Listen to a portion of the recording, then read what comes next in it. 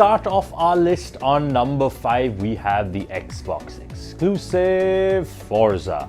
Now, for those of you that are into really good racing games, Forza is kind of the peak. Now, Forza came a bit out of nowhere because, well, the racing game market was kind of dominated by Need for Speed, but Forza came and really redefined certain driving mechanics really well. What it allowed for a certain kind of investment in racing car enthusiasts. Now, I personally am not a huge racing game fan, but when I talk about Forza to, well, Shubham, my tech producer, or other people in the office who really like this genre of gaming, they think Forza is one of the best games out there. It's also pretty sad that it is a Microsoft exclusive, as was with all the games on this list. But I think why Forza is, well, a good game and a good version exclusive is because Sony doesn't really have a good racing title to call its own. What makes this even better is that with the upgraded hardware of the Xbox One, you actually get a really good gameplay performance along with a whole host of cars to choose from. The racing tracks are quite dynamic and quite different and feels like you're facing a different challenge every time. The idea of Forza and the idea of racing games might be, well, declining just because you have open world games that take over, well, racing games. So for example, in GTA or in other open world games, you can just have racing, well, mini games. Forza is still fighting the good fight, trying to keep racing games at its peak, and that's why on number 5 we have Forza.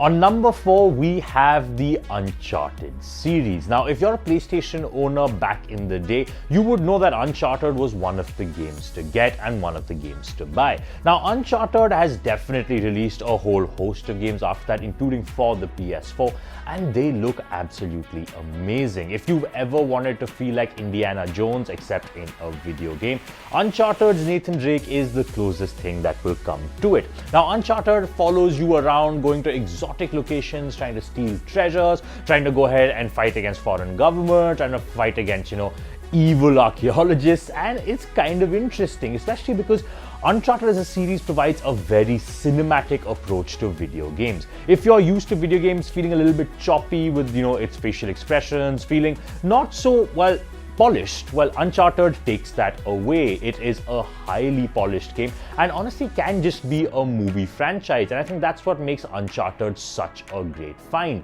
Now, I personally am not a huge fan of the series because I actually don't like Nathan Drake as a protagonist. He's kind of cocky, his character hasn't aged well, and I think that he doesn't have that much growth, and that's why it's only number 4 on our list. But Uncharted as a series is still worth an investment. For those of you that like heist movies, or even like, the entire feeling of Tomb Raider and Lara Croft and like those kind of games. So Uncharted is a very polished version of that, and that's why it's on number 4 of our list.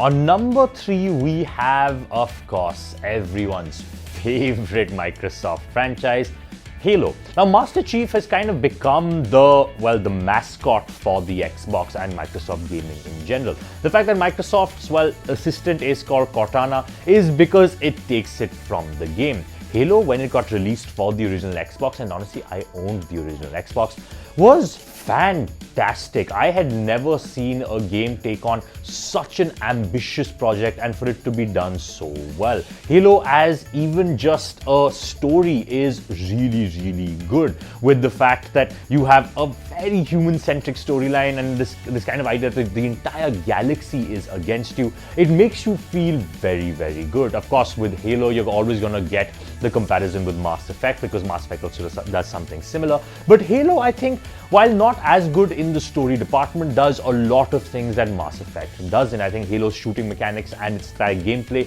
is amazing, and including the fact that it is one long franchise that still exists and you still are invested in Master Chief's story means that they've done something right. But we can't talk about Halo and not talk about the revolution that was Halo Online and multiplayer.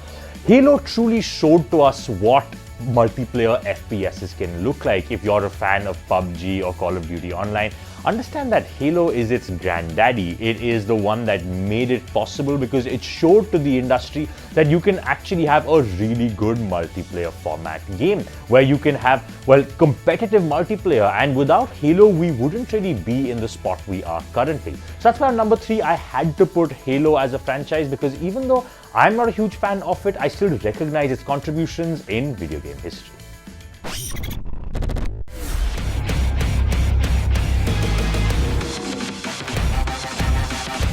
On number 2, we have The Last of Us. Now, I honestly was debating whether to put Spider-Man on this list or The Last of Us, and they both make very compelling arguments.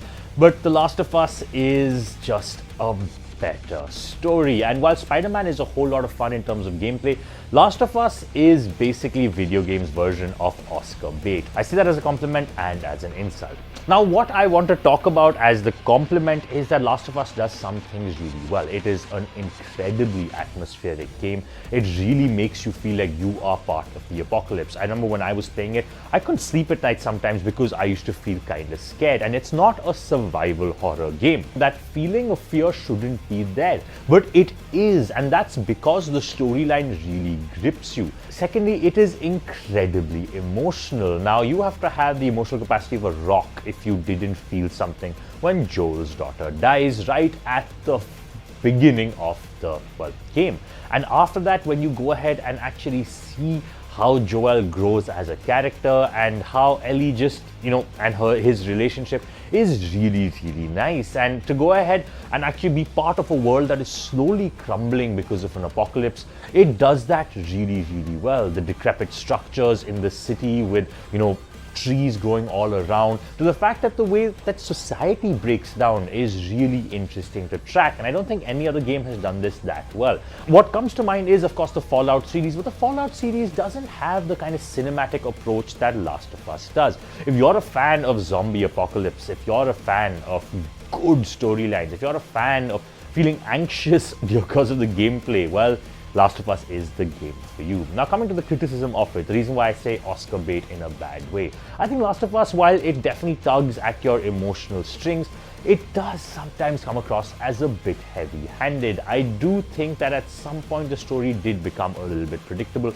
and that's of course my view. And when I saw Ellie being the, well, spoiler alert, the cure, I kind of saw that coming, and I felt like the series dealt with that in a okay manner, with Last of Us 2 coming out very, very soon. I am very excited about the next chapter, and I hope that I am most surprised by the story. But there's no way I can't put it on number 2 of this list because it is still a fantastic game. So if you're someone who owns the PlayStation and you're someone who really likes, well, zombies and other such things, you definitely need to play Last of Us.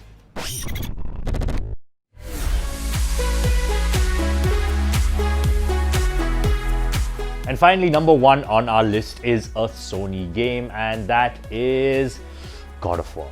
Now, if God of War, well, the reboot didn't get launched, I wouldn't even put God of War on this list. So maybe I would as number 5, but with the launch of the reboot, God of War is stunning. And while the original 3 God of Wars were really great in their own stead, I don't think that they had the depth of a game that the new God of War does. But first, let's talk about the original 3. The original 3, of course, follows Kratos and his bloodthirsty revenge against the gods. Finally, in God of War 3, he actually manages to scale Olympus, take down a whole host of gods in a very, very gruesome manner, and confront his father, Zeus, who he then goes on to kill. Let's fast forward now to, well, him just chilling in the Nordic regions, and he's living on his own with his wife and his new son, and his wife dies, and you are then thrust into the role of taking care of your, well, son, as well as finding out the clues that your, well, wife has left for you. God of War is an incredible game. It was our game of the year, well, last year, and it still holds up as a fantastic game. I can't wait for the sequel to come out, especially because I think we finally saw a better side to Kratos. Kratos wasn't just this angry man who was roaming around trying to get vengeance. He actually had depth in his character. And that's what makes a good game. Secondly, what makes it even better is that it changed its entire gameplay, and it didn't rely on what made God of War 1, 2, and 3 so good. God of War, the reboot, has this very satisfying axe throwing mechanic that just should be replicated in most other games, and I'm shocked that people haven't, gone ahead and started copying the combat mechanic, because people copied, the original God of War combat mechanic a lot, and I'm really surprised we have no copycats to the newer one. The new God of War is amazing. If you own a PS4, you have to play the game, and that's why it is number one on our list.